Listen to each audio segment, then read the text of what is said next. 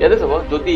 y x ৰ সৈতে এইটো এনেকুৱা আছে যদি y x ৰ সৈতে প্ৰত্যক্ষভাৱে ভিন্ন হয় প্ৰত্যক্ষভাৱে ভিন্ন মানে কি হৈছে সমানুপাতিক ঠিক আছে তাৰ মানে y x ৰ সৈতে ঠিক আছে ইয়াতে চাব এটা বস্তু যেতিয়া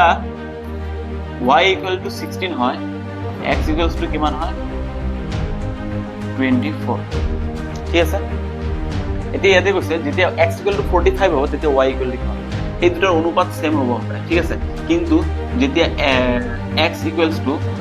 45 হ'ব তেনেহলে তেতিয়া y = কিমান হ'ব জাস্ট কি হ'ব অনুপাত সেম হ'ব অনুপাত মানে 16/24 = y মান লাগে আমাৰ 45 ঠিক আছে ইয়াক 8 ৰে কাটিলে 2 ইয়াক 8 ৰে কাটিলে 3 ঠিক আছে এতিয়া বজ্ৰপূৰণ যদি আমি কৰিলে কিমান হ'ব 3y = 45 into 3 ইফালে পূৰণ হৈ আছে ইফালে গলা 45 into 2 divided by 3 3 ৰে 15 কাটিলে কিমান হ'ব 3 15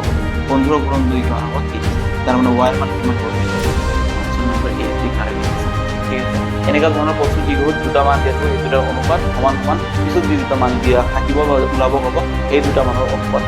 এই অনুপাত দুটা সমান কৰি দিলে কাটাকাটি কৰি যিটো মান আহিব তেতিয়া আমাৰ উত্তৰ হ'ব ঠিক আছে বহুত বেছি এটা টান নহয়